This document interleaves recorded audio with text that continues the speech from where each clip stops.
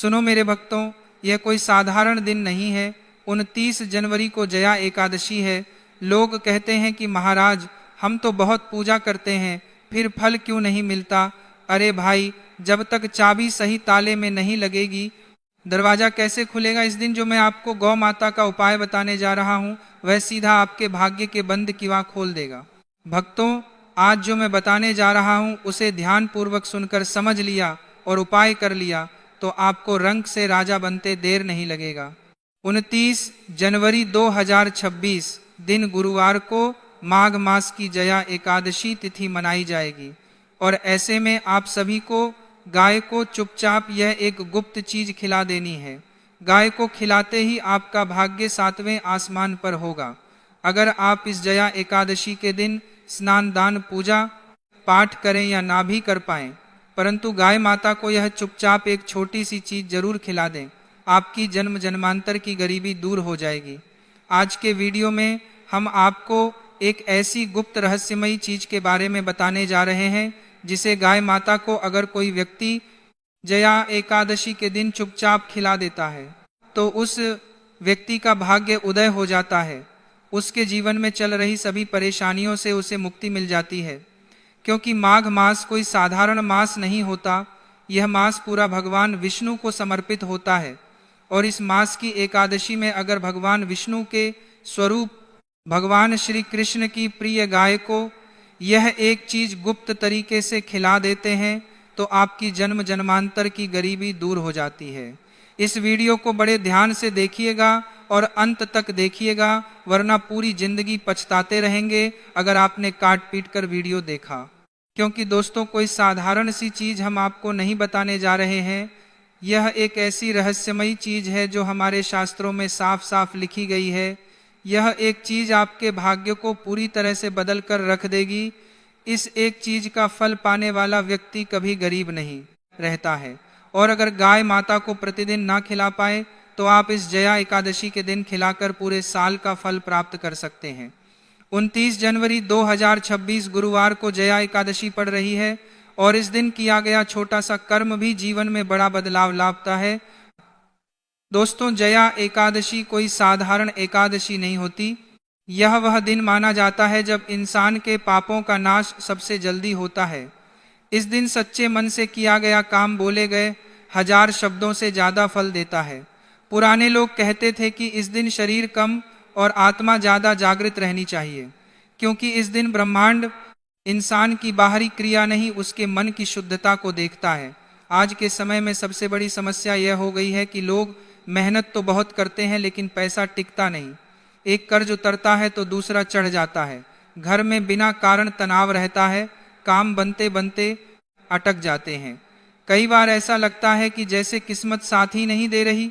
शास्त्रों और पुराने अनुभवों में बताया गया है कि ऐसी स्थिति तब बनती है जब पुराने कर्मों या पितरों से जुड़ी कोई कमी रह जाती है, जो बार बार जीवन में रुकावट बनकर सामने आती है। इसीलिए हमारे सनातन धर्म में एकादशी का बहुत महत्व बताया गया है। खासकर कुछ विशेष एकादशियां ऐसी मानी गई हैं जिन पर किया गया दान, सेवा और संयम जीवन की दिशा बदल देता है। जया एकादशी उन्हीं में से एक है। यह दिन केवल स्नान या उपवास का नहीं है, बल्कि अपने जीवन की अव्यवस्था को ठीक करने का अवसर माना गया है। अब बात आती है गाय की। गाय को हमारे धर्म में केवल एक पशु नहीं माना गया। गौ माता को 33 कोटि देवी देवताओं का वास कहा गया है। भगवान श्री कृष्ण स्वयं गौपाल थे और गायों की सेवा करते थे। पुराने लोग कहते थे कि गाय के संपर्क में आने से मन अपने आप शांत होने लगता है। इसी कारण एकादशी जैसे दिन पर गौ सेवा को विशेष फलदायी माना गया है। शास्त्रों में एक सरल सी बात कही गई है, गाव सर्व सुख प्रदाह, अर्थात गाय सभी प्रकार के सुख देने वाली होती है। इसका अर्थ यह नहीं कि गाय कोई चमत्कार कर देती है, बल्कि इसका अर्थ यह है कि गाय के माध्यम से किया गया कर्म सीधे मन और भाव पर असर करता है।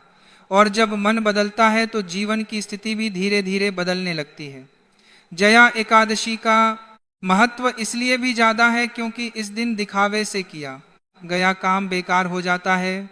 अगर आपने दान किया, सेवा की और लोगों को दिखाने लगे, फोटो वीडियो बनवाने लगे तो उसका असर कम हो जाता है।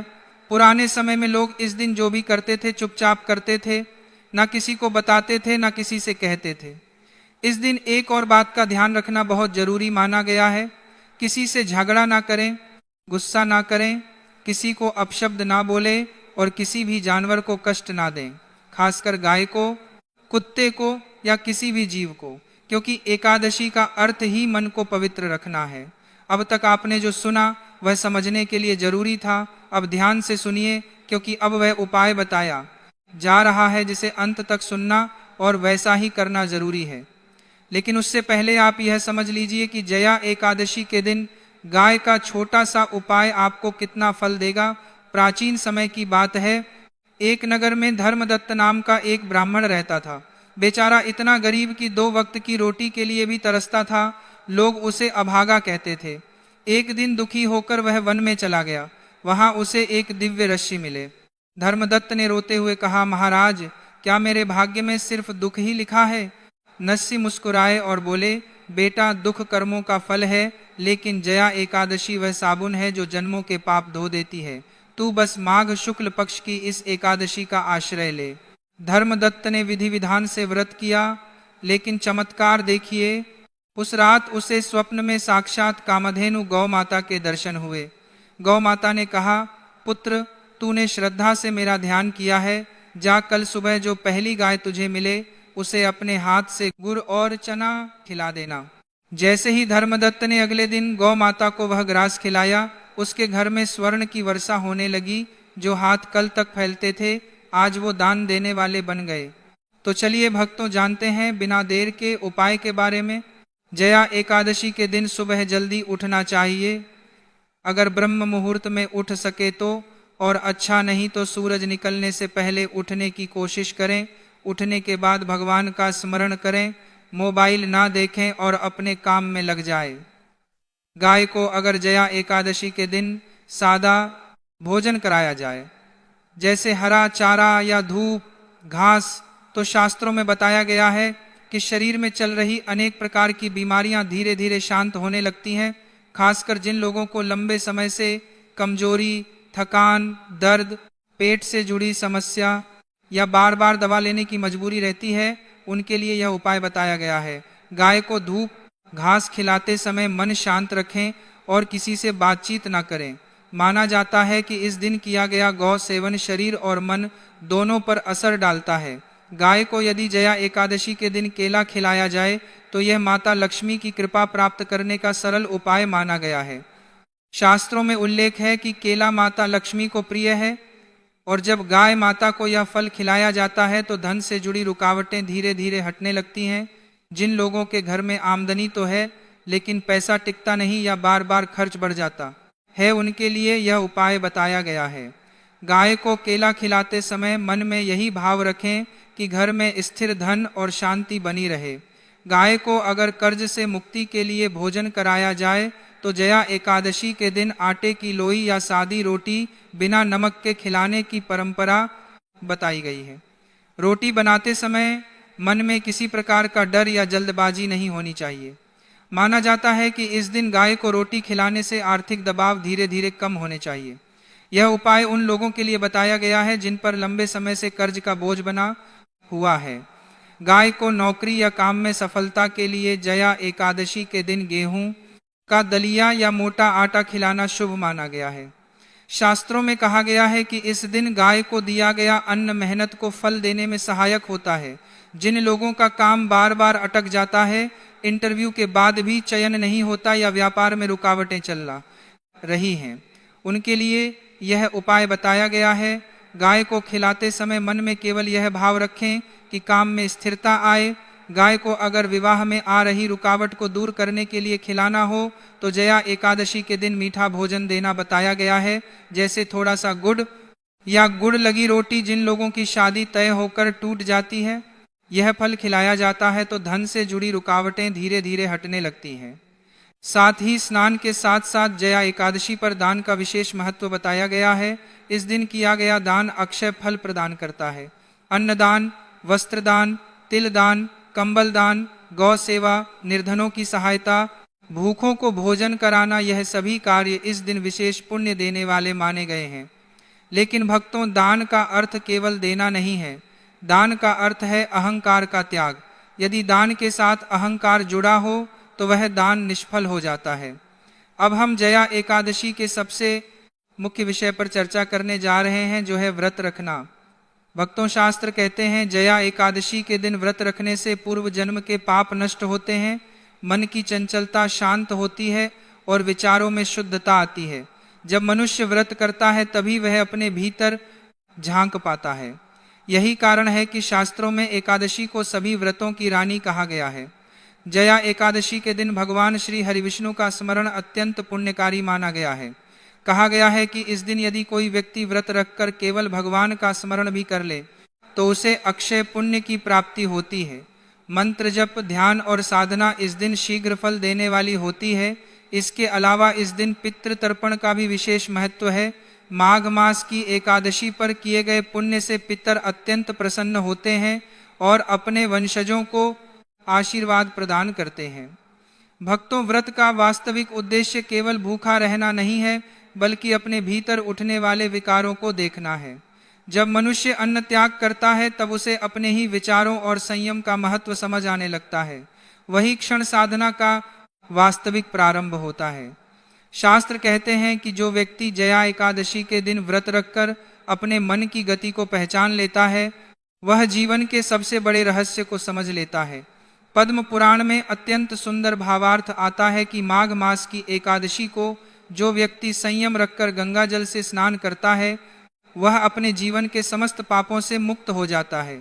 इसका अर्थ यह नहीं है कि केवल जल शरीर को छू ले और पाप समाप्त हो जाएं, बल्कि इसका अर्थ यह है कि जब मन, वाणी और कर्म तीनों एक साथ शुद्ध होते हैं तभी पापों का क्षय होता है। स्नान शरीर को शुद्ध करता है, व्रत मन को और संयम कर्मों को। वहीं स्कंद पुराण में यह भी कहा गया है कि जया एकादशी के दिन किया गया दान करोड़ों जन्मों के पापों को नष्ट करने की सामर्थ्य रखता है। जया एकादशी के दिन किया गया दान शास्त्रों में अत्यंत पुण्यदायी माना गया है। इस दिन अन्न का दान करने से जीवन में कभी अन्न की कमी नहीं होती और दरिद्रता दूर होती है।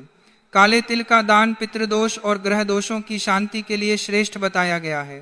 वस्त्र दान करने से मान सम्मान और सौभाग्य में वृद्धि होती है। गौदान या गौ सेवा करने से समस्त पापों का क्षय होता है और विशेष पुण्य की प्राप्ति होती है। जया एकादशी पर संयम रखने से यह दोष स्वतः शांत होने लगते हैं। मनुस्मृति में स्पष्ट कहा गया है कि संयम सर्वार्थ साधनम, अर्थात संयम सभी सिद्धियों को प्रदान करने वाला है। जब इंद्रियां शांत होती हैं तब मन ध्यान में लगता है। ध्यान में लगा मन ही ईश्वर की ओर बढ़ता है। इसलिए जया एकादशी पर ध्यान और मानसिक जप का विशेष महत्व बताया गया है। इस दिन नमो भगवते वासुदेवाय मंत्र का मानसिक जप अत्यंत फलदायी माना गया है। मानसिक जप इसलिए क्योंकि वाणी को विश्राम देना भी इस व्रत का अंग है। इसके साथ ही जया एकादशी का संबंध केवल व्यक्तिगत साधना से नहीं है, बल्कि यह तिथि पितृ लोक से भी गहराई से जुड़ी हुई है। शास्त्रों में कहा गया है कि माघ मास की एकादशी पर पितृ अत्यंत निकट आ जाते हैं। वे अपने वंशजों से तर्पण, स्मरण और श्रद्धा की अपेक्षा रखते हैं। जो व्यक्ति इस दिन पितरों के लिए जल, तिल और श्रद्धा से तर्पण करता है उसके जीवन से पितृ दोष की बाधाएं धीरे धीरे समाप्त होने लगती हैं। अब देखिए, पितृदोष कोई डराने वाली चीज नहीं है, बल्कि यह स्मरण कराने वाला संकेत है कि हमारे पूर्वज किसी न किसी कारणवश तृप्त नहीं हो पाए। जया एकादशी उन पितरों को संतुष्ट करने का सर्वोत्तम अवसर देती है। यही कारण है कि कहा गया है कि इस दिन किया गया पुण्य केवल पितरों को ही नहीं बल्कि देवताओं को भी प्रसन्न करता है।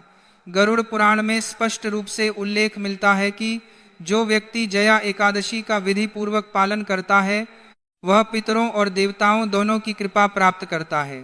जया एकादशी के दिन भोजन का उद्देश्य केवल शरीर पालना नहीं बल्कि मन और आत्मा को शुद्ध करना होता है। इसलिए इस दिन जितना सरल और सात्विक आहार रखा जाए उतना ही श्रेष्ठ माना गया है। शास्त्रों के अनुसार इस दिन फलाहार सबसे उत्तम है, जैसे केला, सेब, अनार, नारियल आदि, क्योंकि फल मन को हल्का रखते हैं और साधना में बाधा नहीं बनते। दूध, दही, मट्ठा, थोड़ा सा घी तथा मखाने या साबूदाने से बनी हल्की खीर भी श्रद्धा और संयम के साथ ग्रहण की जा सकती है। सेंधा, नमक से बना साधारण भोजन, उबले हुए आलू, शकरकंद या अन्नकंद मूल स्वीकार्य माने गए हैं, लेकिन भोजन सीमित मात्रा में और मौन भाव से करना चाहिए।